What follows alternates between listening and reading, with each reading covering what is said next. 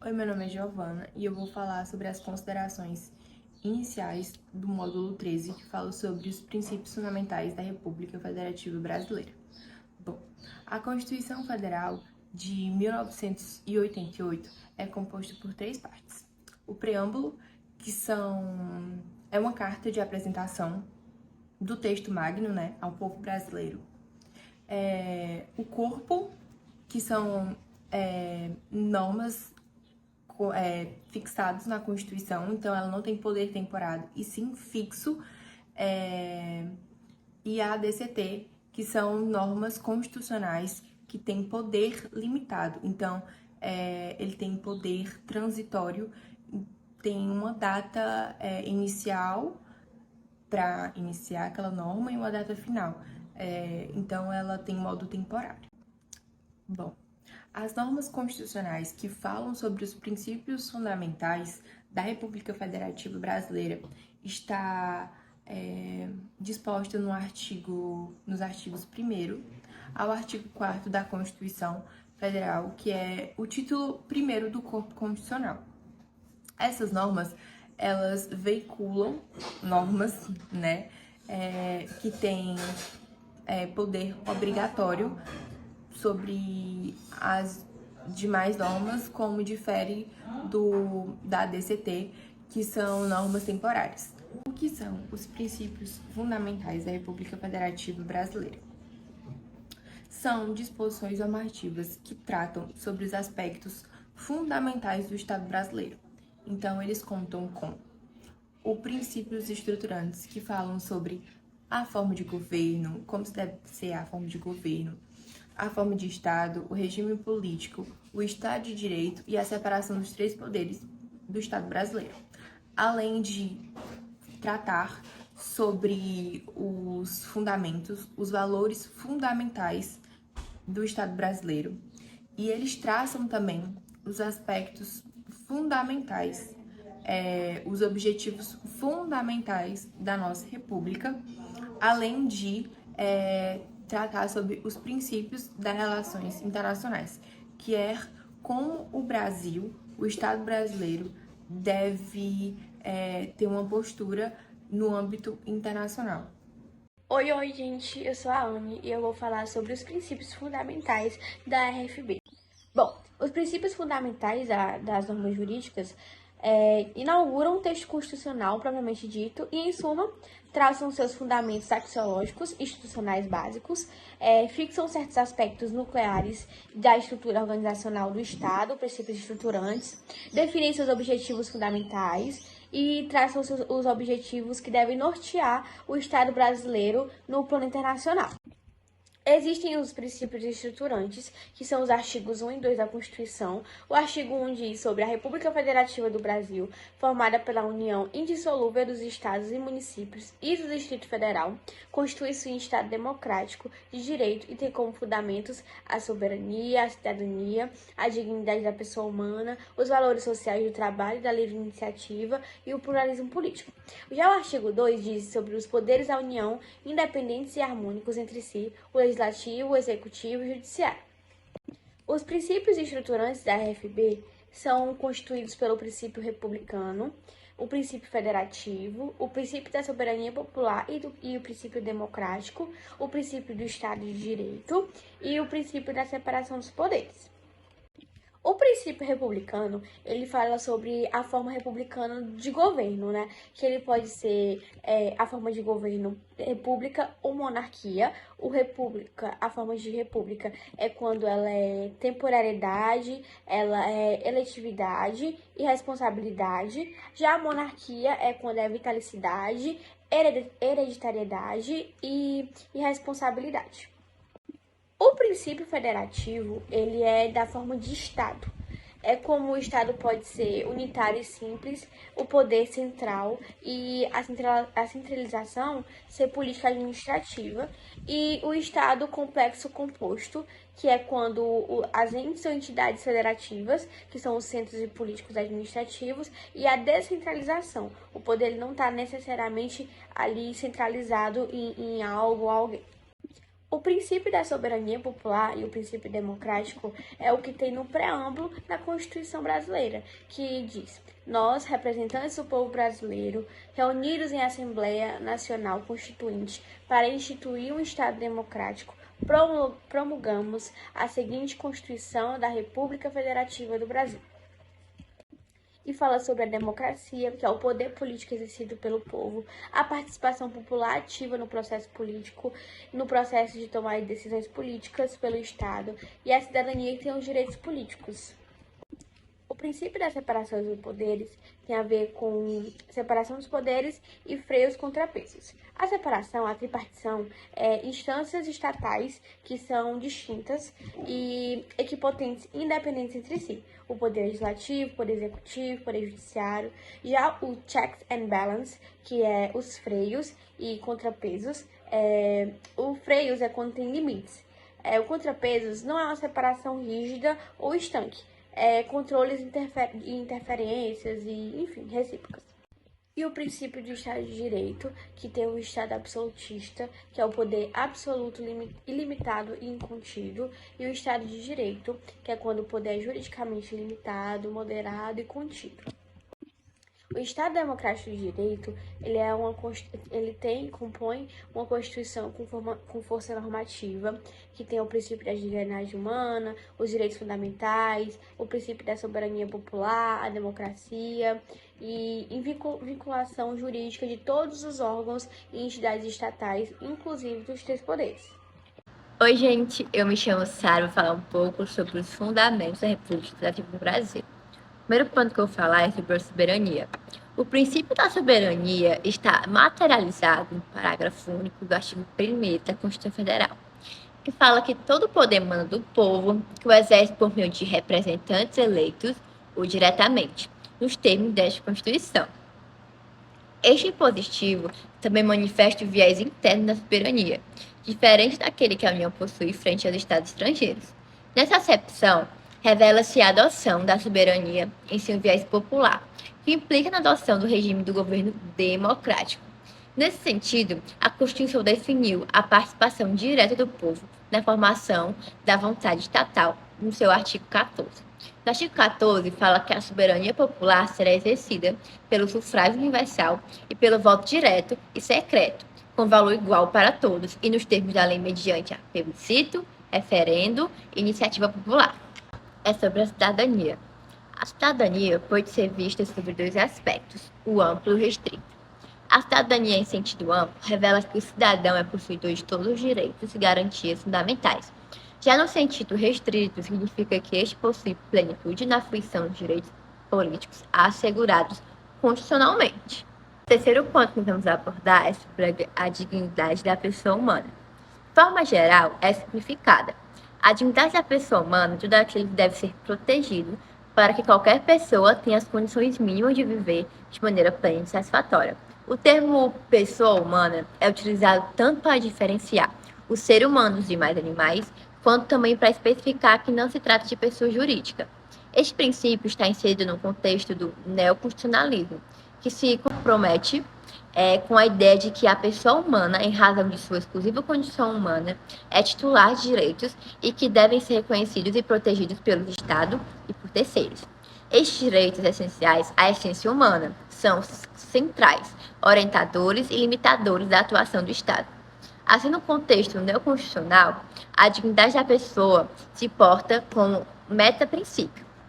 O quarto ponto que nós vamos abordar agora é sobre os valores sociais do trabalho e da livre iniciativa. A proteção dos valores sociais do trabalho e da livre iniciativa denota a adoção pelo Brasil do modelo econômico capitalista. Importante perceber que a livre iniciativa, fundamento da República Federativa do Brasil, deve ser interpretada considerando todo o sistema constitucional. Assim, ela possui valor social que transcende o mero interesse do empreendedor, merecendo a proteção constitucional apenas quando respeitar e ajudar a desenvolver o trabalho humano. Nessa linha, não se alinha com a Constituição qualquer iniciativa que deixa de assegurar os direitos sociais dos trabalhadores. O último ponto que nós vamos abordar é o pluralismo político. É costumeiro confundir-se a expressão pluralismo político com a ideia de vários partidos políticos, Contudo, a esta ideia atribui-se a denominação pluripartidarismo ou multipartidarismo, que é uma das consequências do pluralismo político. O pluralismo político é a possível e garantia existente de várias opiniões e ideias com respeito por cada uma delas. O pluralismo político, como fundamento do Estado Democrático de Direito, aponta o reconhecimento de que a sociedade é formada por vários grupos, portanto, composta pela multiplicidade de vários centros de poder em diferentes setores. É por meio da garantia do pluralismo político que se busca assegurar a liberdade de expressão, a manifestação de opinião e, por fim, a participação do povo na formação da democracia do país. Como, por exemplo, de aplicação desse princípio, o STF defendeu-se que a matéria eleitoral, a cláusula de barreira, é inconstitucional, por ferir o pluralismo político. A cláusula de barreira era um mecanismo de lei eleitoral que retirava de pequenos partidos o acesso a recursos do fundo partidário e o direito da antena, como o tempo de rádio e TV de graça. Oi, meu nome é Maria Eduarda e eu vou falar sobre os objetivos fundamentais da República Federativa do Brasil. Inicialmente, os objetivos fundamentais nós podemos encontrar no artigo 3º da nossa Constituição Federal de 1988, a partir do artigo 3º e do inciso 1º ao 4º. E cada inciso, ele fala um pouco sobre os objetivos que a nossa Constituição tem como fundamental. E em questão didático, em parte de estudos, nesse ponto, nós temos uma expressão que dá para nos auxiliar na hora de lembrar em uma prova, coisa assim. E a frase, a expressão é congar pro bem. Cada sílaba é o início do inciso, Tipo assim, o do construir e assim por diante.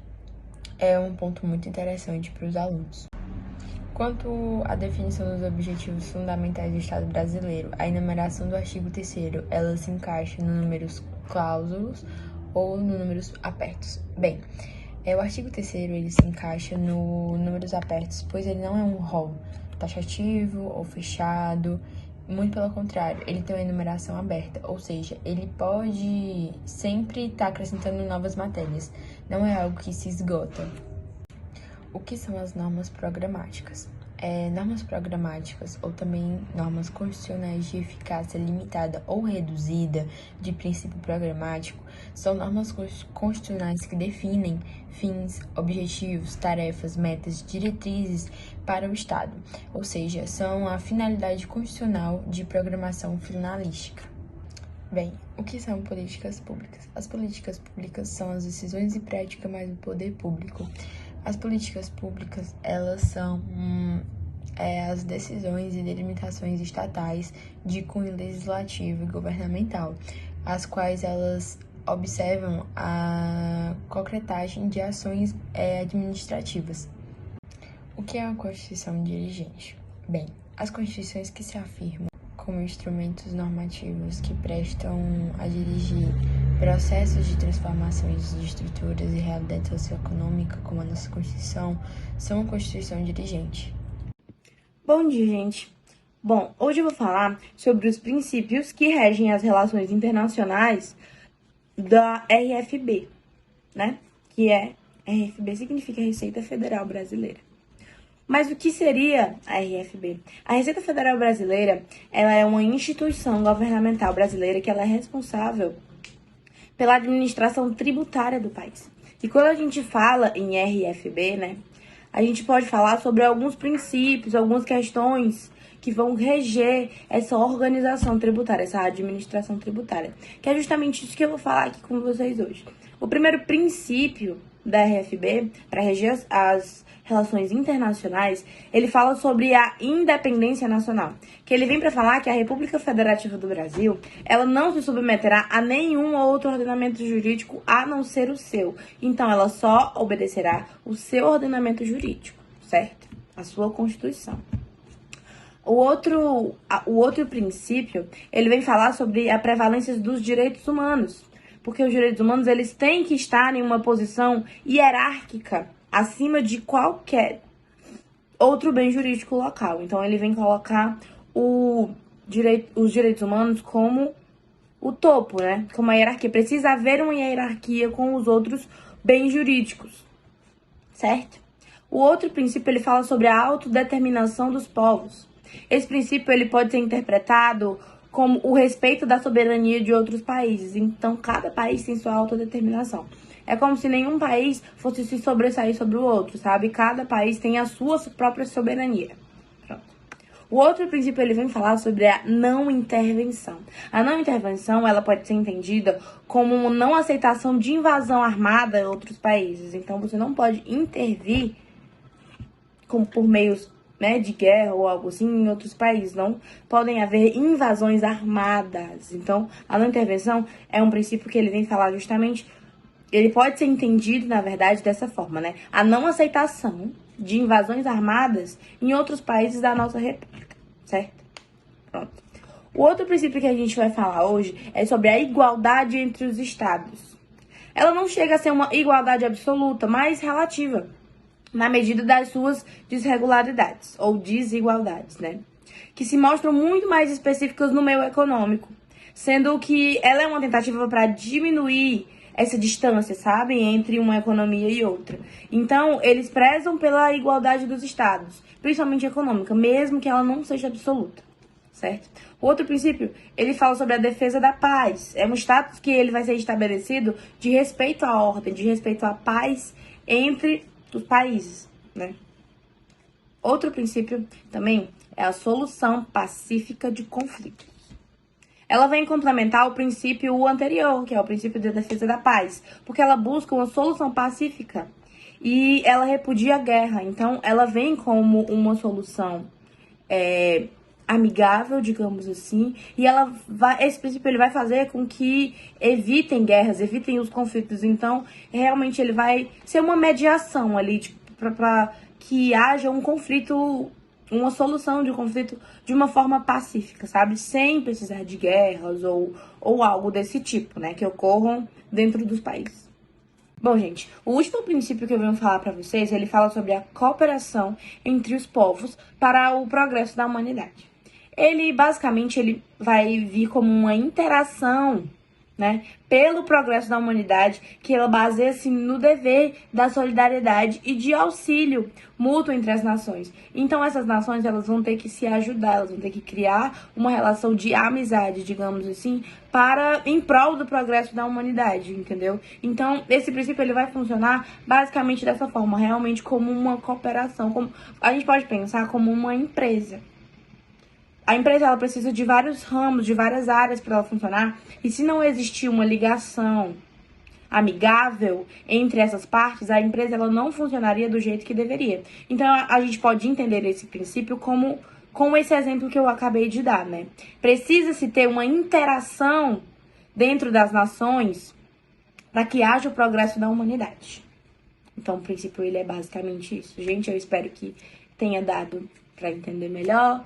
Muito obrigada pela atenção. Outro princípio que rege o Brasil nas relações internacionais é o repúdio ao terrorismo e ao racismo, que está constado no artigo 4º, inciso 8º da Constituição Federal de 1988. Em relação ao terrorismo, ele é um crime inafiançável e insuscetível à graça ou anistia. Então, respondem os mandantes, os executores e os que possivelmente possam se omitir. Essa pena está constada no artigo 5º da Constituição Federal. Além disso, como forma mais precisa sobre o antiterrorismo, existe a Lei 13.260 de 2016. Outro princípio é a concessão do asilo político, que consta no artigo 4º, inciso 10º da Constituição Federal. O asilo político é quando um Estado acolhe um terceiro perseguido por seu estado de origem, por motivos de dissidência política, convicção filosófica, ideológica ou religiosa, cometimento de crimes políticos de opinião, não sendo crimes comuns. Além disso, o asilo político é diferente do refúgio, porque no refúgio é, em geral, de caráter coletivo e que as pessoas buscam amparo, proteção e por um local de apoio, por motivos de fome, miséria, guerra, seca. Além disso, O asilo político também é diferente de extradição, porque a extradição é quando um estado faz com que o sujeito volte para outro país para ele responder por um ato ilícito que ele cometeu nesse outro país. Existe uma observação importante a se fazer, é que o STF diz que o asilo político não pode impedir extradição. Além disso, existe o princípio da integração latino-americana, que está contido no artigo 4º, parágrafo único da Constituição Federal. Essa integração é política, econômica, cultural e social com outros países da América Latina. E entre eles existe o Mercosul, a Unasul e a CELAC, que são acordos entre esses países que visam essas integrações. Esse foi o nosso trabalho. Obrigado por assistirem até aqui e boas férias!